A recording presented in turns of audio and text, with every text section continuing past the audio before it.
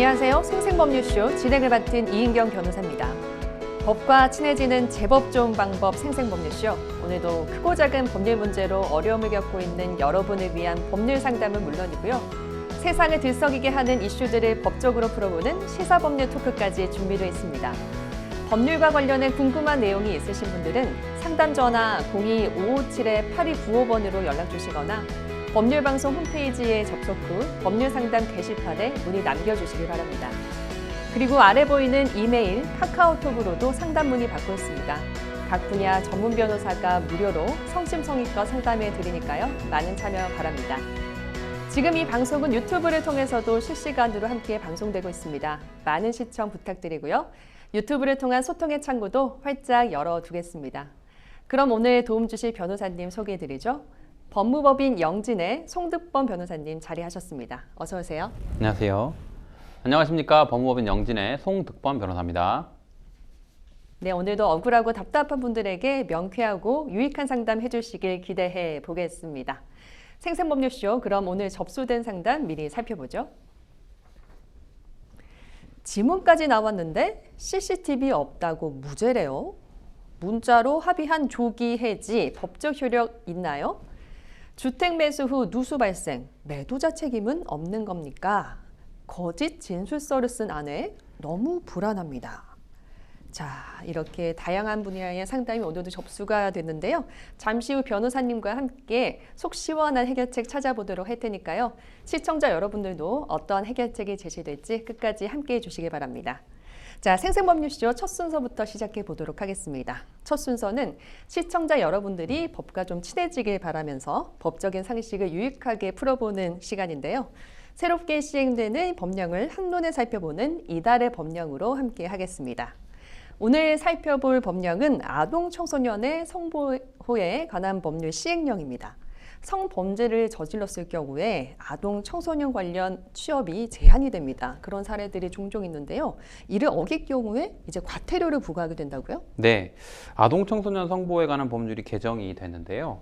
아동 청소년 관련 기관 등의 장이 성범죄자 취업 제한 관련으로 폐쇄 요구 및 자료 제출 요구 등을 위반한 경우에 과태료를 부과하는 등의 내용을 담고 있습니다.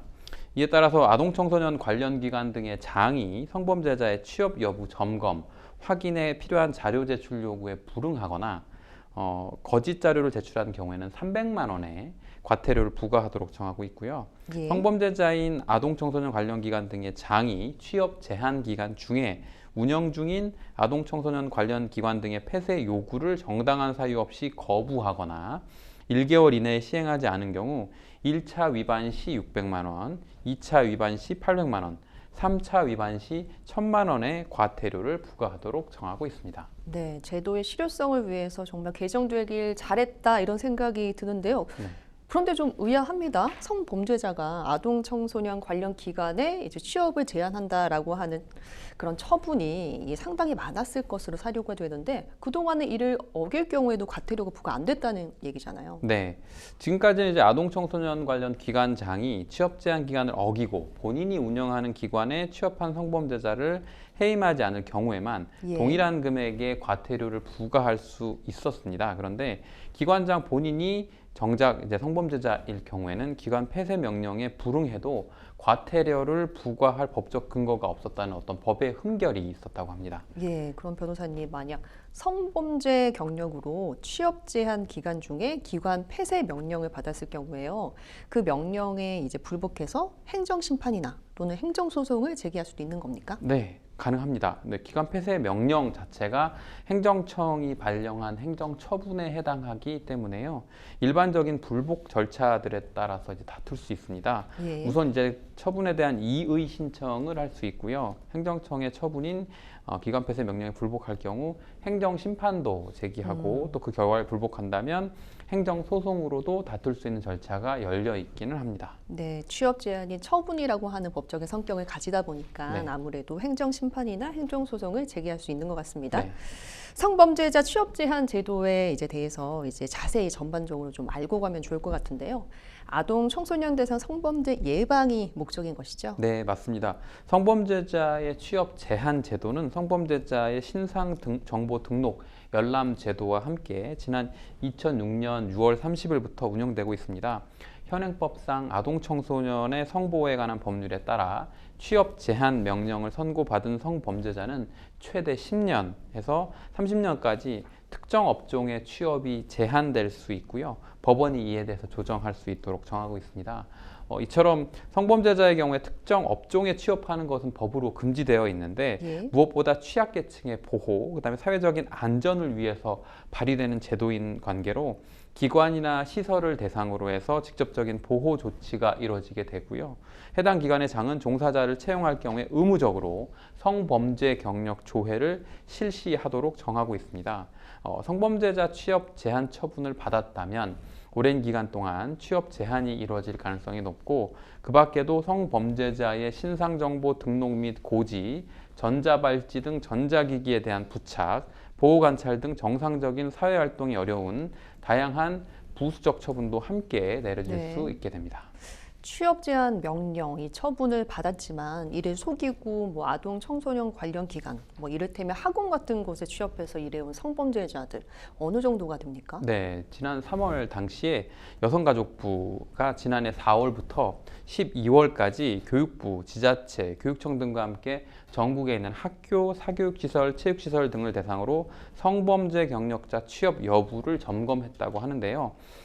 지난해 학교와 학원 등 아동청소년을 대상으로 하는 기관 57만 개소의 운영자 및 종사자 390만 명의 성범죄 경력 취업 여부를 점검한 결과 종사자 82명을 포함해서 총 127명이나 적발됐다고 해요. 예. 그래서 390만 명 중에 127명이라고 하는 숫자가 어떻게 보면 작은 숫자처럼 보이지만 아동 청소년의 성보호에 관한 법률에서 성범죄 조회가 의무사항임에도 불구하고 아이들 옆에 버젓이 성범죄자가 근무하면서 접촉했다라는 점이 이제 큰 문제로 심각성이 이제 나타나고 있고요.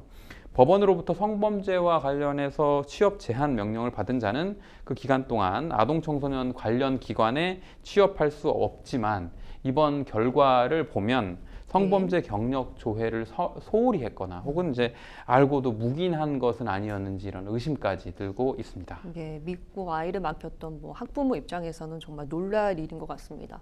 주로 어떤 시설에 성범죄자가 많이 취업한 것으로 나타났나요? 네, 점검했던 그 결과 이제 예. 학원 사교육시설에서 적발자가 33%, 3분의 1이 예. 42명으로 제일 많았기도 했는데, 학교, 초, 중, 고, 대학교를 포함한 학교에도 15명이나 적발돼서 충격적이었습니다. 그렇군요. 예. 아이들이 많이 이용하는 체육시설, 뭐 체육도장이나 뭐 수영장 뭐 같은 곳도 35명으로 높은 비중을 보였고요. 평생교육시설 등 청소년 활동시설에서도 5명이나 적발이 됐습니다. 적발된 종사자 82명은 해임 조치가 완료됐고요. 운영자 45명한테는 기관 폐쇄, 뭐 운영자에 대한 변경 조치를 하도록 하는 것이 예. 포함해서 내려지기도 했습니다. 네, 다시 개정안 얘기로 돌아와서요. 기존에는 기관장이 성범죄자를 고용했을 때만 이제 네. 처벌이 가능했지만, 이번에는 기관장 본인이 성범죄자인 이 경우까지 과태료 부과가 가능해진 건데요. 이 조항이 갖는 의미를 해석해 주신다면요. 네, 이번 개정의 핵심이 기관장의 본인이 성범죄자일 때도 과태료를 부과할 수 있도록 한 것인데요. 즉, 아동 청소년을 보호해야 할 위치에 있는 사람이 오히려 법망을 이렇게 피해왔던 현실을 교정한 것이고요. 법적으로는 이제 행정 질서벌의 성격이지만 예. 공공의 안전을 확보하기 위한 상징적인 의미도 매우 크다고 평가되고 있습니다. 기관 스스로 책임감을 갖고 재발 방지 시스템을 갖추게 하는 법적인 신호였다라고 보시면 될 것 같습니다. 예, 그러니까 이번 개정안의 이제 골자는 성범죄자가 취업 제한 기간 중에 아동 청소년 관련 기관을 운영할 경우에 최대 1,000만 원의 과태료를 물게 되는데요. 이 과태료 제재만으로 실제 재범이나 위반을 막을 수 있을지 실효성을 어떻게 보시는지는 궁금한데요. 네, 실효성 문제는 항상 어떤 그 목적을 위해서 개정돼도 논의가 나오는 부분이기는 한데요. 이번 이제 과태료의 신설 같은 경우는 단순한 금전 제재가 아니라 행정적 경고로서의 성격을 가진다고 평가되는데요. 지자체가 정기적으로 또 점검하도록 규정까지 돼 있기 때문에 반복한 위반자는 행정처분이나 형사고발 등 기타 조치까지 이어질 수 있고, 결국 이제 중요한 건 제재 수단보다는 사전 관리인데 예. 기관장은 성범죄 경력의 조회, 종사자의 신원 확인 등 의무를 철저히 이행해야 하고, 이를 소홀히 하면 더 큰 법적 책임을 지게 될 수 있습니다. 네. 아청법을 위반해서 취업 제한 명령을 받은 사람이 이를 위반하는 경우에는 과태료 처분이 내려질 수 있다라고 하는 개정안 저희가 이달의 법령에서 함께 살펴봤습니다. 여러분은 지금 생생법률쇼와 함께하고 계십니다.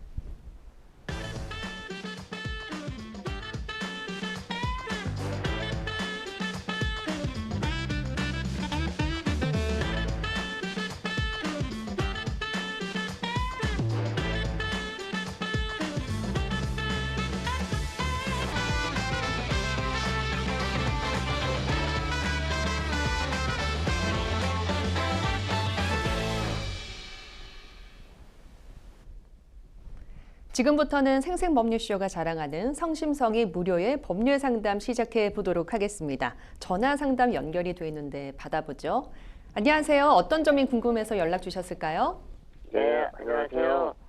서울에서 프랜차이즈 호프집을 운영하고 있는 자영업자입니다. 예. 여보세요? 네. 호프집 운영하고 계신다고 하셨어요. 네. 네네. 예.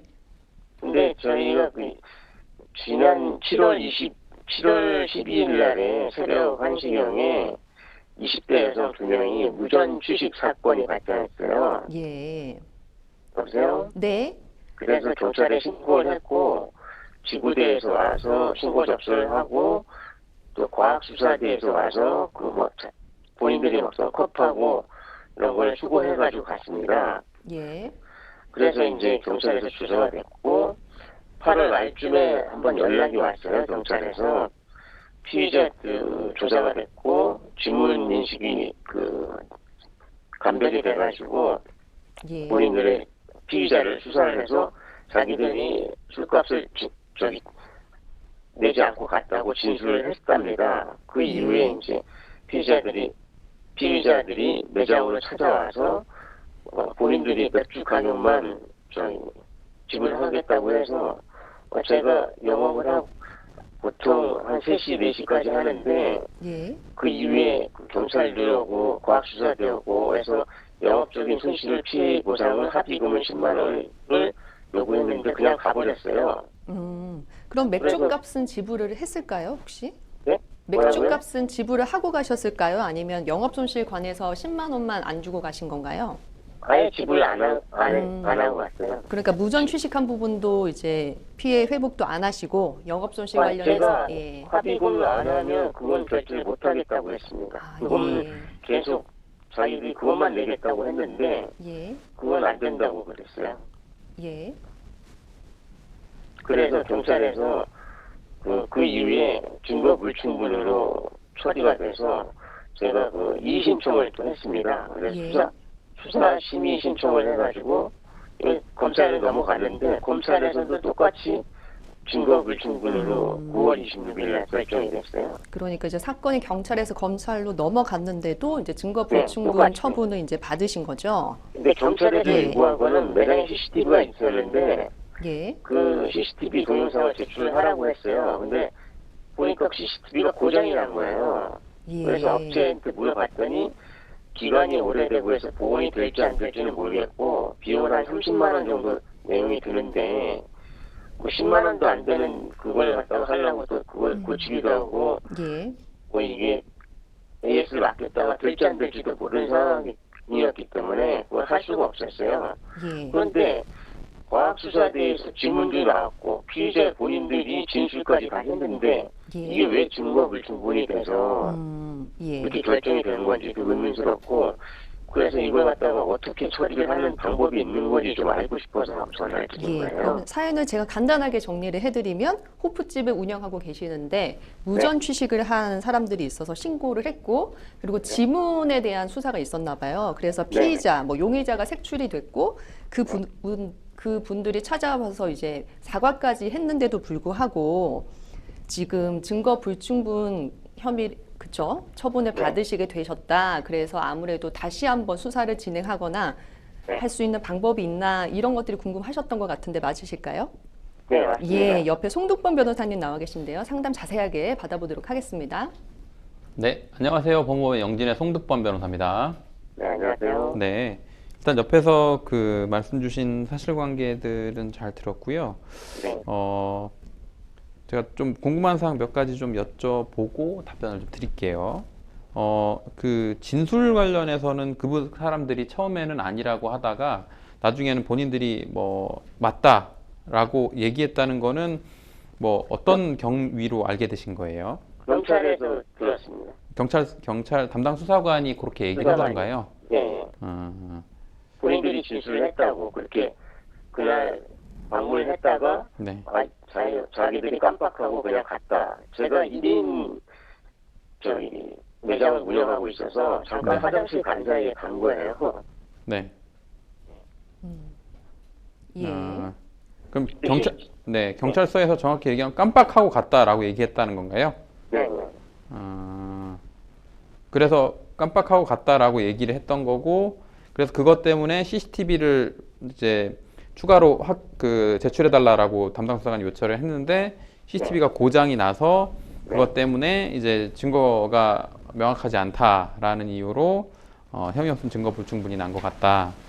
네. 그런데 네. 그러면 과학수사대는 변호사님 뭡니까? 네. 과학수사대에서 나온 질문은 뭐냐? 네. 피의자들이 진술을 자기들이 그렇게 실수했다 한 진술까지 했는데 이게 왜 증거 불충분이 된다는 얘기죠? 자, 이제 여기에서 조금 법률적인 이제 그 내용이 설명을 드려야 될 것 같아요.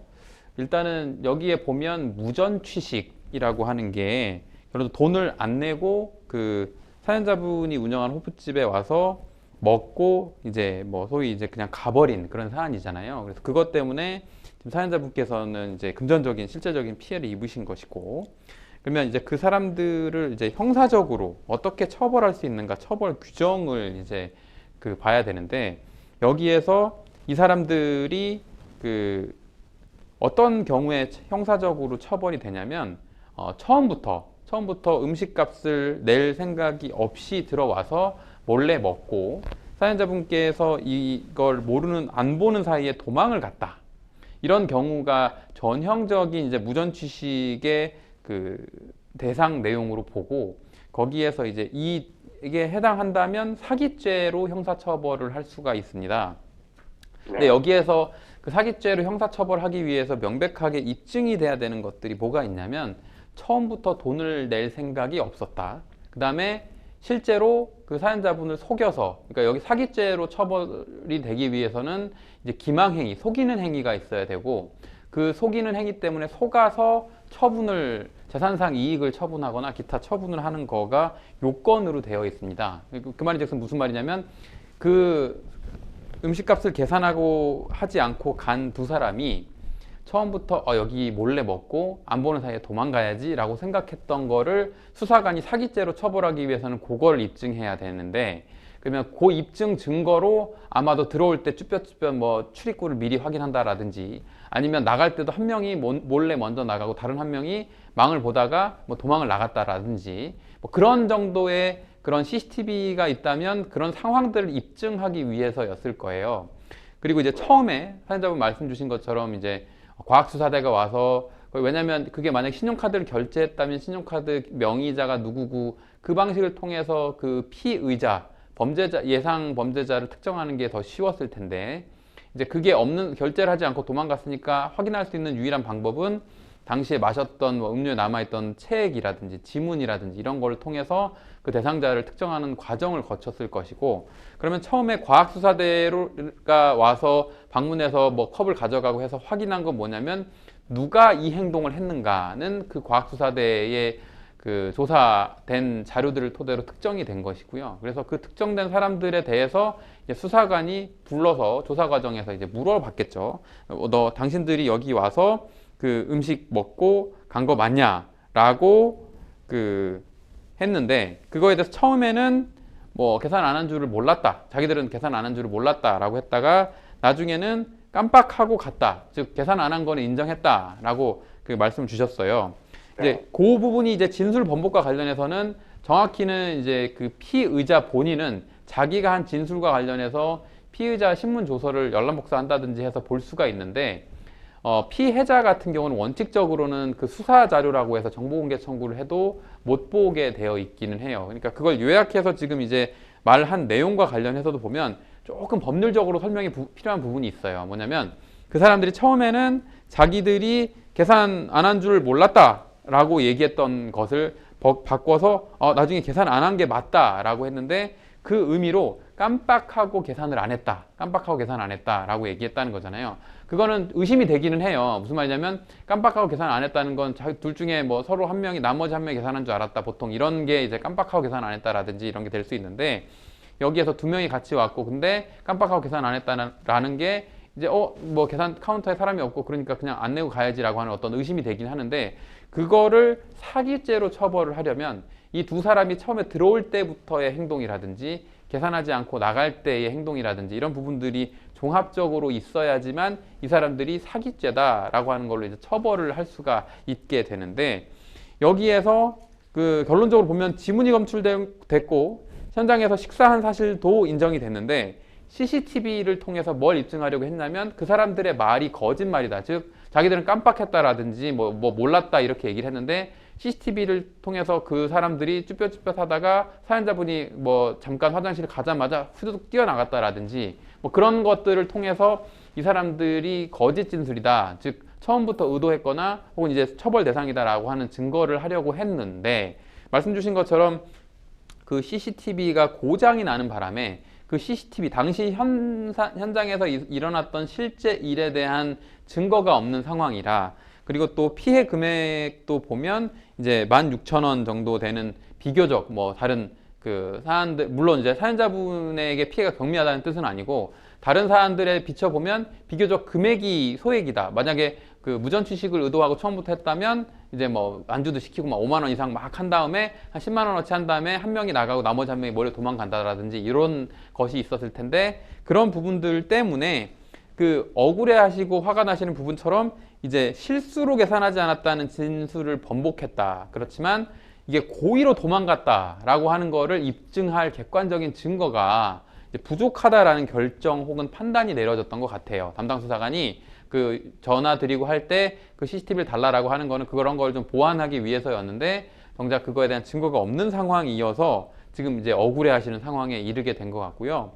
이제 여기에서 궁금해하시는 부분 중에 이제 수사에 대한 이의 신청을 해서 검찰에 갔는데도 불구하고 수사에 대한 이의 신청을 했는데도 불구하고 검찰에서 또 다시 거기에 대한 이제 불기소 처분을 그 증거가 없다라는 이유로 내려져서 이 부분이 좀 억울하시고 이걸 다툴 방법도 그 고민하시는 것 같아요. 그래서 검찰에서 이제 말씀 주신 것처럼 이제 증거가 불충분하다는 이유로 혐의 없음이라고 하는 처분이 났다고 하면 이 결정에 대해서 관할 고등검찰청에 항고라고 하는 절차를 진행하실 수 있고 만약에 그 고등검찰청의 항고 처분에도 또다시 이제 원치 않는 결과가 나와서 불복을 하고 싶다 그러면 대검찰청에 이제 재항고라고 하는 절차까지 마련되어 있기는 합니다. 그리고 이제 만약에 지금까지는 없었지만 어떤 새로운 증거가 발견됐다. 그러니까 지금 당초에 고소 당시에 없었던 어떤 새로운 증거가 결정적으로 발견됐다라고 하면 이제 재기수사 요청을 이제 별도로 신청할 수 있는 절차가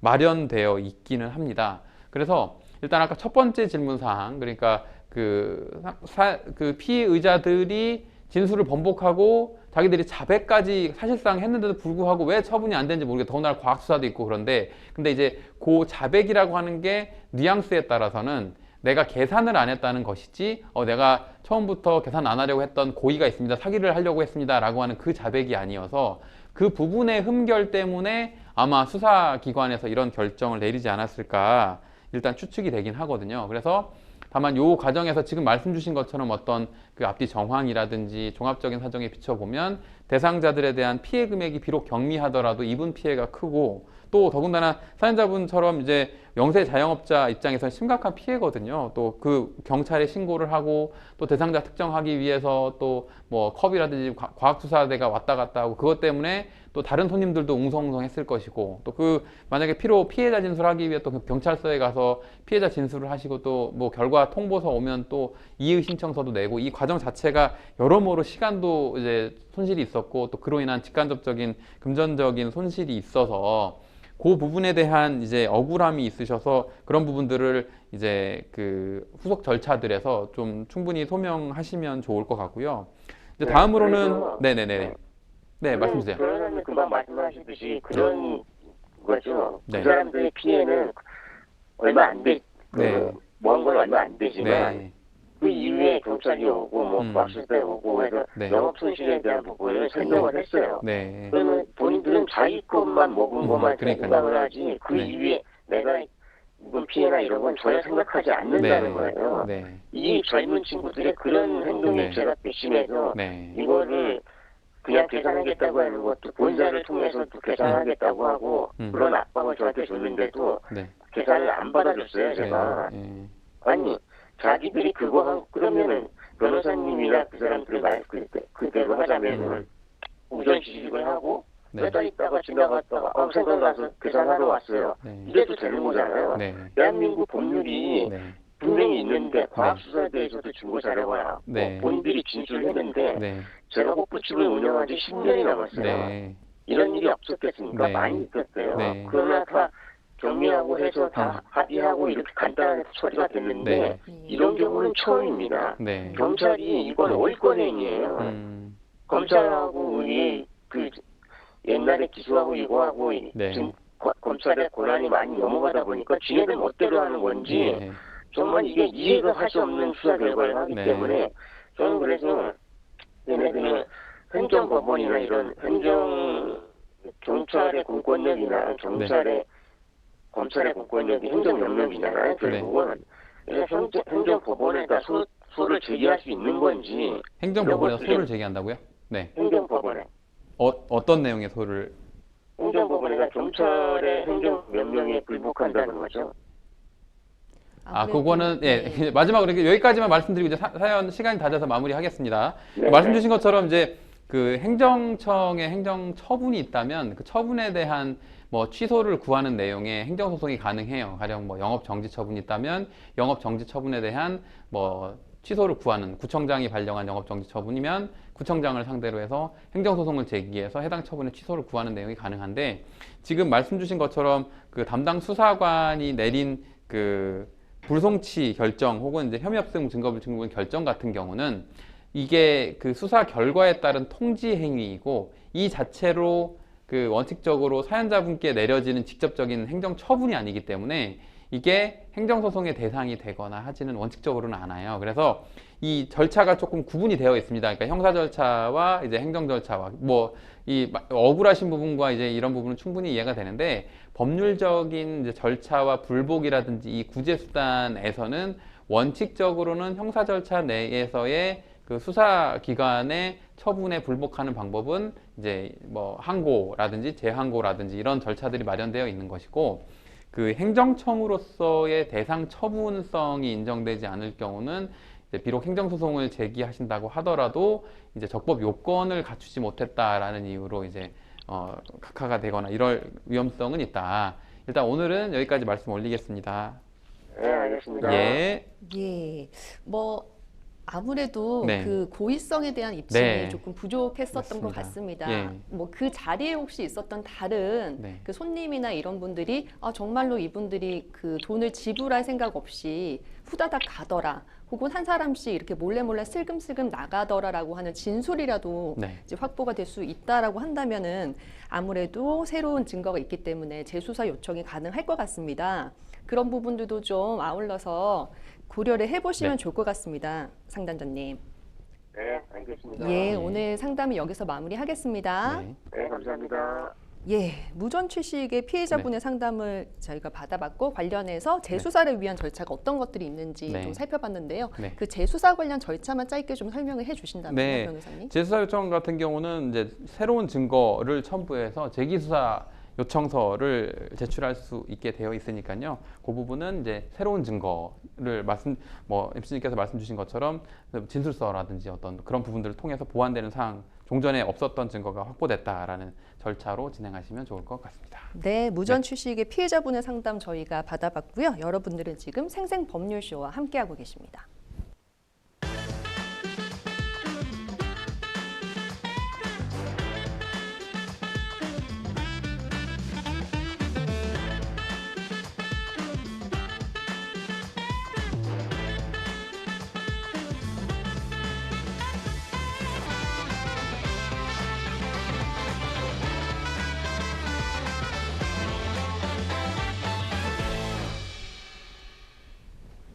자, 이번에도 법률방송 이메일을 통해 들어온 여러분들의 법률적인 고민을 들어보도록 하겠습니다. 어떤 내용인지 함께 보시죠.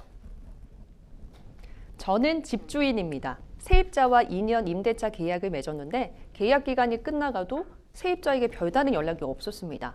그래서 제가 먼저 계약을 연장할 건지 물었더니 세입자는 연락이 없어서 자동 연장된 줄 알았다고 하더라고요. 저는 집을 매매할 계획이 있었기 때문에 일정 기간 안에 매수자가 나타나면 매매를 진행하고 그렇지 않으면 재계약을 검토하겠다라고 알렸습니다. 하지만 경기 불황으로 매수자가 나타나지 않아서 결국 세입자의 요청대로 2년 연장 계약을 해줬고요. 그 대신 문자를 통해 이렇게 전달을 했습니다. 집은 계속 매매로 내놓겠습니다. 하지만 매수자가 나타나면 계약을 종료하고 약 3개월 정도의 이사 기간을 드리겠습니다. 괜찮으신가요? 이에 세입자가 이렇게 답했습니다. 계약 종료 유예 기간을 정하는 건 무의미할 뿐 매매 시점과 상황에 따라 저를 포함해서 매도인과 매수인 3자가 합의해서 정리했으면 합니다. 라고요. 그 후 3개월이 지난 지금 실제로 매수 희망자가 나타났습니다. 부동산에서 매매를 진행 중인데 세입자가 계약 기간이 남았으니 나가지 않겠다라고 하고 있습니다. 중개인은 세입자가 버티는 상황이라 집을 보여주기도 부담스럽다라고 하는 중입니다. 저는 세입자와 문자로 분명히 합의한 내용이 있는데 이 경우 세입자에게 퇴거를 요청할 수 있는지 아니면 계약서가 우선이라 어쩔 수 없는지 그리고 원만하게 합의할 방법이 있는지 알고 싶습니다 하셨습니다. 계약을 하면서 이제 문자 메시지로 매매 시 이제 조기 계약 종료에 대해서 이야기를 나눈 부분이 분명히 있긴 합니다. 근데 이 경우에 계약서도 있단 말이죠. 문자와 계약서 중에 어떤 것들이 법적 효력이 더 크다고 봐야 될까요? 네, 기본적으로 임대차 계약 같은 경우는 서면에 의한 계약서 처분 문서인 계약서가 우선하게 되고요. 문자 메시지 같은 경우 이제 보조적인 증거로 그 당시에 어떤 당사자의 의사를 추정할 수 있는 증거로서 효력은 있지만 계약의 내용을 변경하려면 이제 쌍방의 명확한 의사의 합치가 있어야 되는데요. 지금 사안에서 이제 문자는 이제 구체적인 시기와 조건이 이제 뭐 확정적으로 나타나 있지는 않은 것 같아서 법적으로 이제 그게 명백한 합의로 보기는 조금 어려운 부분이 있는 것 같아서요. 따라서 세입자가 문자의 내용만으로 계약을 조기에 종료하기로 확정한 것은 아니었다라고 주장할 경우에는 이제 효력이 좀 제한될 것 같습니다. 아무래도 뭐 답장을 이렇게 받으셨어요. 계약 종료 유예 기간을 정하는 거 무의미하다. 네. 그리고 매도인 매수인 3자가 합의했으면 정했으면 네. 한다라고 하니까 이제 완벽한 이제 그쵸. 합의가 있었다라고는 이제 볼 수 보기 없는 어렵죠. 거죠. 네. 예, 세입자는 계약 기간을 이제 보장받을 권리를 주장하고 있는 것 같고요. 집주인은 이제 매매로 인한 정당의 해지 사유를 말하는 것 같긴 한데요. 어느 쪽 권리가 우선시되나요? 네, 민법상 뭐 임차인은 계약 기간 동안에 거주할 이제 권리가 보호받게 되고 임대인은 소유자로서 이제 매매할 자유가 있지만 매매가 됐다는 이유로 임차인을 내보낼 수 있는 권리는 없죠. 그래서 매매 계약이 체결되더라도 임차인은 계약 기간이 끝날 때까지 거주할 수 있고 새로운 이제 매수인 같은 경우 임대인의 지위를 승계해서 보증금에 반환 의무 따라서 매매 대금에서 그 보증금 상당액을 서로 공제하는 식으로 정리가 되니까요. 예. 매매로 인한 해지가 인정되기는 조금 어렵다 말씀드립니다. 네. 알겠습니다. 이 매수자가 나타나긴 한 모양이에요. 이제 세입자가 이제 계약 기간 이후로 퇴거는 이제 거부하고 있는 상태고요. 네. 근데 이제 집을 보여주는 것도 좀 거부하고 있는 것 같습니다. 이로 인해서 만약에 매매가 무산될 경우에는 집주인이 세입자에게 그 손해배상을 청구할 수도 있는 건지도 궁금하고요. 네. 또 반대로 세입자도 거주권 침해를 주장하면서 이제 맞설 수 있을지 궁금합니다. 네. 그 세입자가 집을 보여주지 않아서 매매가 무산됐다고 하더라도 세입자가 뭐 고의로 거래를 뭔가 방해했다 뭐 이런 게 명백히 입증되지 않으면 손해배상 청구는 좀 어려울 것 같고요. 예. 반대로 이제 뭐 집을 매매하기 위해서 매수자를 방문하도록 뭐 했다. 근데 그게 세입자 입장에서 나의 거주권을 침해했다 뭐 이런 주장을 하더라도 그거 역시도 명백하게 어떤 손해라든지 어떤 예. 인정되기는 조금 어려운 것 같습니다. 세입자가 보낸 문자 내용을 다시 한번 저희가 살펴보면 매매 시점에 이 집주인, 매수인, 세입자 이 3자 합의를 하자 그렇게 결정하자 이렇게 되어 있는데요. 이건 뭐 합의 의사가 있다고는 사실 좀 보기에는 힘들겠죠. 네, 문자 예. 내용 매매 시점에 3자 예. 합의로 결정하자라고 하는 내용이기 때문에 뭐 조기에 뭐 끝내자는 종료 합의라기보다는 뭐 추후에 협의하겠다는 의사를 표현한 걸로 보는 게 더 맞을 것 같고요. 따라서 조기 해지의 효력을 인정받기는 조금 어려울 예. 것 같습니다. 만약에 이번 매매가 실패를 하고 계약 만료 시점까지 새로운 매수인이 이제 나타나지 않아서 매매가 이제 이루어지지 않는다면 집주인에게 이제 세입자에게 손해배상을 물을 수 있다고 하는 부분에 있어서도 조금 어렵다라는 네. 이제 말씀을 저희가 드릴 수 있었고요. 네. 만약에 양측이 법적으로 이제 네. 원만한 합의선을 이제 찾으려면은 어떤 기준을 두고 좀 합의를 하는 게 좋을까요? 네, 뭐 세입자 같은 경우는 법적으로 이제 계약 기간 동안에 이제 거주할 권리가 있고, 뭐 집주인은 이제 매매를 진행할 자유가 있으니까 양측이 매매를 뭐 어떤 확정하는 통보를 후에 일정한 이사 기간, 뭐 2달이나 3달 정도 식으로 조율하는 게 가장 현실적이기는 하고요. 또 세입자가 조기 퇴거에 이제 협조를 한다면, 계약의 중도 해지에 예. 합의한다면 이사 비용을 뭐 보전해 준다라든지 월세를 일정 기간 감면해 준다는 등의 일정한 금전적인 보상을 제시하는 게 현실적일 것으로 보입니다. 그러면 집주인, 매도인, 임대인의 이제 입장에서 네. 앞으로 이런 분쟁을 좀 피하려면 임대차 계약 시에 매매 시 조기 해지 조항을 어떻게 명시해 좋을지 조언을 네. 좀 해주신다면요. 특약란에 만약에 이런 사항을 아예 당초 전제하고 있고 계약의 임대차 기간에 이제 갱신에 대해서 주택임대차보호법에서 법의 강행법규로 보호하고 있는 부분이 있어서 그 특약 배제하는 내용을 명시적으로 만약에 그 당사자가 온전하게 합의를 한다면 그나마 이제 뭐 통보일로부터 몇 개월 이내 퇴거한다는 조항을 명시하는 게 그나마 당사자 사이의 합의 사항을 입증하는 방법으로 보이고요. 일반적으로는 이제 매매인 경우보다는 뭐 재개발이나 재건축 등으로 인해 멸실 예정인 경우에 중도에 언제 퇴거한다, 이 경우는 이제 유효한 조항으로 인정받을 수 있습니다. 그렇군요. 세입자가 있는 집을 이제 매매할 때 이제 생길 수 있는 법적 분쟁이 뭐가 있고 그 경우에 해결책이 뭐가 있는지 저희가 짚어봤습니다. 자, 이번에는 이메일 상담 두 번째 여러분들의 법률적 고민 만나보시죠.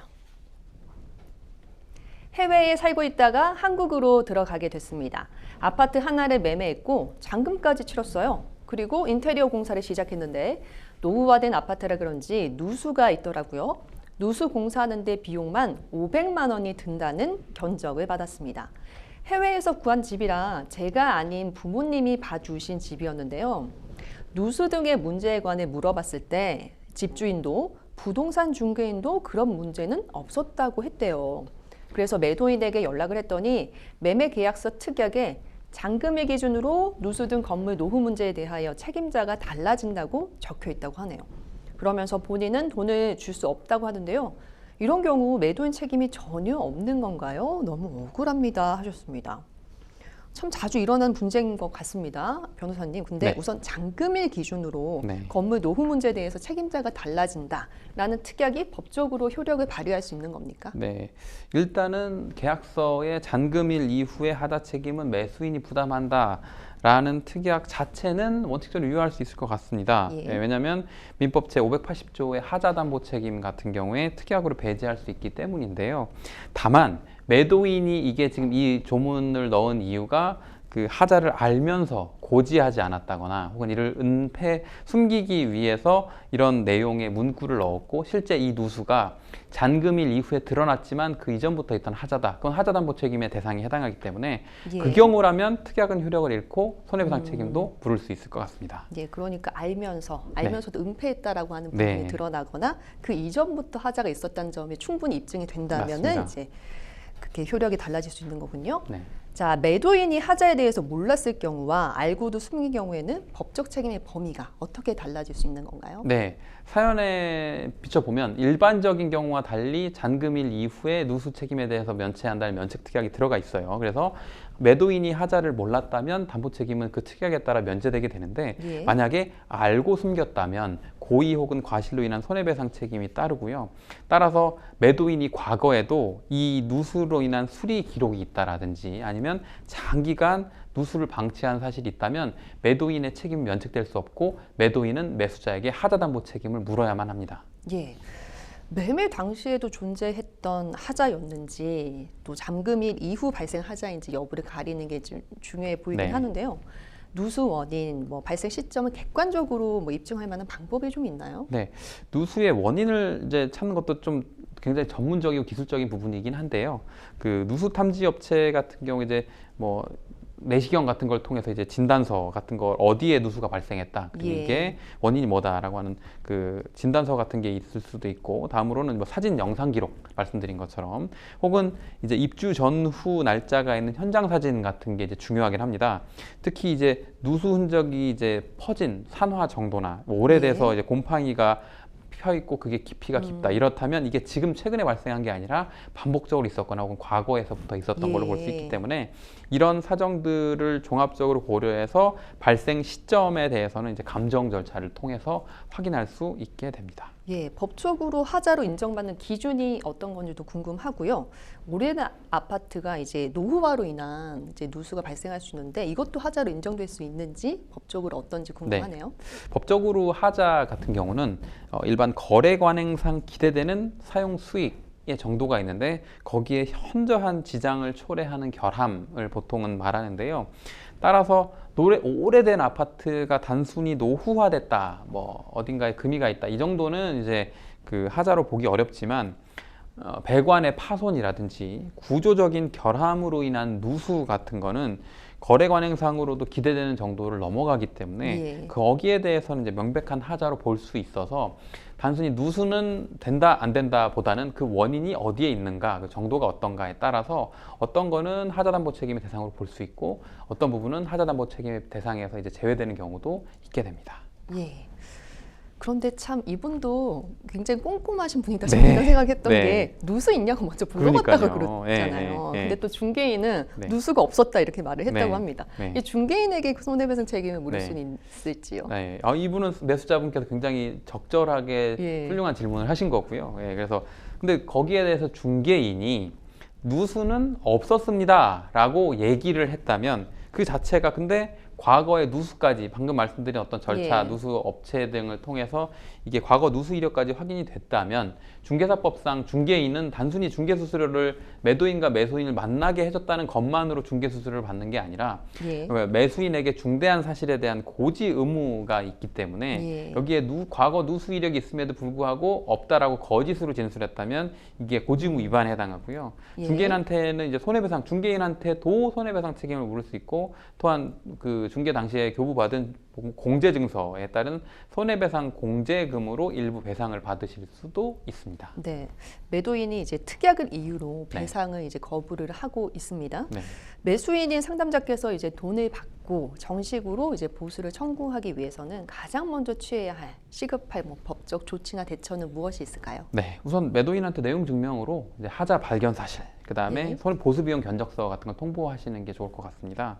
뭐 이후에 이제 그 돈을 상대방이 지급하지 않는다면 그러면 이제 하자 보수 청구 또는 손해배상 청구 소송을 제기할 수 있고요. 금액은 이제 3천만 원 이하라면 이제 소액 사건으로 간이 절차의 진행 혹은 그 소송에 진행하기에 앞서서 먼저 지급 명령 신청 등을 진행하실 수도 있습니다. 네, 마지막으로 집을 매수할 때 이런 피해를 좀 예방을 하려면 계약 단계에서 좀 어떤 점을 반드시 확인해야 되는지 실무적인 조언을 좀 해주실까요? 네, 집을 매수하실 때는 이제 뭐 계약서에 이 문구를 뭐 넣는다고 해서 그렇지는 않지만 뭐 하자 없는 상태로 인도한다는 명시적인 문구를 넣어달라 뭐 하시는 것도 좋고요. 아니면 주요 설비, 배관이나 방수나 누수 등에 대한 점검 결과에 대해서 서면으로 남기시는 게 좋고요. 예. 특히 오래된 주택 같은 경우에는 뭐 누수 탐지 업체 사전 진단 보고서 우리가 넘겨받기 전에 예. 사전진단 보고서를 첨부해 두면 추후에 이제 분쟁을 예방하실 수 있을 것 같습니다. 네, 매수한 집에서 누수가 발생을 했습니다. 법적 책임이 누구에게 있는지 어떻게 청구할 수 있는지 저희가 살펴봤습니다. 자, 이번에도 법률방송 이메일을 통해 들어온 여러분들의 법률적인 고민을 들어보도록 하겠습니다. 화면으로 만나보시죠. 저는 아내의 행동 때문에 요즘 너무 불안합니다. 최근 아내가 지인의 부탁으로 법원에 제출할 진술서를 썼다는 사실을 알게 됐는데요. 그 내용을 보니 전부 사실이 아니었습니다. 제가 이유를 물었더니 그 사건의 피해자 쪽이 싫어서 그냥 그렇게 썼다라고 하더라고요. 그런데 사실을 알고 보니 그 지인은 형사사건의 가해자였고 피해자 측이 심각한 명예훼손과 정신적인 피해를 겪었더라고요. 그래서 제가 그거 위증죄 아니냐, 남의 일에 신경 쓰지 말자. 혹시 재판이 열리면 법정에서도 그렇게 말할 거냐고 묻자 아내는 그럴 거다라고 했네요. 이런 행동을 계속하면 법적으로 처벌받지 않을지 아내가 걱정이 되고 남편으로서 불안합니다 하셨습니다. 자, 사연을 보면 상담자님의 아내분은 가해자와 피해자를 모두 알고 네. 계신 것 같아요. 근데 평소 피해자가 싫어서 이런 거짓 진술서를 작성했다라고 했습니다. 개인적인 감정 때문에 사실과 다른 이런 진술서를 작성하는 것, 변호사님 어떻게 보시나요? 네, 사건하고 직접 관련된 명백한 사실이 아닌데도 불구하고 거짓 내용의 진술서를 작성하시고 더군다나 단순한 감정으로 타인 개판에 이제 거짓된 내용으로 개입하시는 건 이제 매우 예. 위험한 행동입니다. 예. 네. 피해자 측이 만약에 재판 전에 진술서를 서면으로 받아볼 뭐 그럴 가능성이 혹시 있을까요? 이게 일반적이지는 않긴 하죠. 왜냐면 형사 예. 사건이고 해당 사건이 만약에 주요한 증거로 인정되고 기록에 편철됐다면 그래서 이제 법원 서류 열람을 통해 알게 될 가능성이 있기는 한데 다만 예. 피해자 측은 재판의 당사자가 아니기 때문에 예. 개인정보 등으로 인해 인적 사항이 가려진 후에 법원에 예. 허가가 있다면 그 내용을 알 수는 있다. 네. 예, 그러니까 직접적으로 이제 피해자의 네. 그 서면이 뭐 우편을 감당하는 감당을 그러지는 않습니다. 예. 예. 법원에서 해당 진술서를 증거로 채택하지 않더라도 피해자 측은 이제 이를 토대로 뭐 위증죄나 무고죄 이런 걸로 대응할 수 있습니까? 네, 일단 위증죄로 처벌되기 위해서는 법원에 선서를 하고 허위 예. 내용의 증언을 해야 하는데요. 또 무고죄는 처벌을 구하는 의사표시를 해야 하는데 따라서 이제 이 진술서 사연 중에 나온 내용만으로 위증죄나 무고죄로 대응하기는 쉽지는 않아 보이기는 합니다. 예, 그러니까 만약에 그렇다면 증언으로 이어진다면 네. 위증죄가 성립할 가능성은 어떻게 보십니까? 그러면 재판에서 예. 선서를 하게 반드시 되어 있고 증인으로서 선서를 한 후에 거짓 사실을 진술한다면 당연히 위증죄로 처벌할 위험성이 있고요. 위증죄는 7년 이하의 징역 또는 1,000만 원 이하의 벌금형까지 처해질 수 있기 때문에 거짓으로 증언하거나 허위 진술을 유지하는 건 절대 허용되지 않습니다. 네, 만약에 이제 부인의 자의가 아니라 가해자가 좀 부탁을 이런 식으로 써달라고 네. 부탁했다라고 주장하면은 형사적인 책임이 면제될 수 있는가요? 그것도 아니죠. 지인 예. 부탁이 있었다는 사정만으로 형사 책임 면제되지 않고요. 도움을 요청받았다고 해도 사실과 다른 진술을 했다는 점에서 고의성이 인정되고 만약에 강요나 협박이 있었다. 그렇다면 이제 강요된 행위로 책임 조각 사유 이런 게 일부 있을 가능성만 있고 그런 정도만 갖고는 인정되지 않습니다. 네, 그런데 지금은 좀 네. 자의로 썼다는 부분이 좀 그러니까요. 여실하게 드러나는 편이니까요. 네. 근데 남편 입장에서도 만약에 이 사실을 알고도 묵인했다. 네. 그러면 혹시 공범이나 아니면 방조죄로 엮일 위험이 있을까요? 현재 알게 된 내용만 갖고는 정범조차도 지금 명확하지 않은 예. 상태니까 공범이나 방조로 의율하기는 조금 어려워 보이긴 합니다. 예, 아내의 행동을 이제 말리거나 신고해야 할 법적 의무가 남편에게도 있는 건지 혹시나 없더라도 가족이 좀 이 상담자분의 가정이 네. 좀 올바른 방향으로 갈 수 있도록 조언을 좀 부탁드립니다. 네, 법적인 의무는 없습니다. 그런데 도덕적이고 사회적인 책임이 있고요. 또 이런 행동을 하시는 게 또 나중에 어떻게 부메랑으로 본인에게 돌아올지 알 수 없으니까 결국 허위의 진술은 다른 사람의 정당한 재판을 방해하는 재판권을 침해하는 행위이기 때문에 아내분 스스로 진술서를 정정하신다든지 철회서를 제출하시도록 유도하시는 게 바람직할 것 같아요. 예. 필요하시다면 전문가 도움을 받아서 상황을 정리하시는 게 좋을 것 같습니다. 예, 그러니까 진술서와 관련된 그 입장을 철회하는 진술서를 다시 내는 것도 좋겠다라고 네, 하는 맞습니다. 송득범 변호사님의 조언이 있었습니다. 자, 이렇게 거짓된 진술서와 관련된 법률 상담까지 저희가 다 받아봤습니다. 생생법률쇼 이제 오늘도 마칠 시간이 다 됐는데요. 오늘 함께해 주신 송득범 변호사님 너무 고맙습니다. 네. 네, 법률 상담 참여 방법 다시 한번 알려드리겠습니다. 상담 전화 02-557-8295번으로 연락 주시거나 법률방송 홈페이지에 접속 후 법률 상담 게시판에 문의 남겨주시면 됩니다. 그리고 아래 지금 이메일 그리고 카카오톡 번호 보이시죠? 이곳으로도 저희가 상담 문의 받고 있습니다. 각 분야 전문 변호사가 무료로 성심성의껏 여러분들의 법률적인 고민을 들어드리고 있습니다. 도움이 필요하신 분들은 주저 마시고 저희에게 연락 주시기 바랍니다. 생생법률쇼 오늘 저희가 준비한 소식은 여기까지입니다. 시청해주신 여러분 고맙습니다.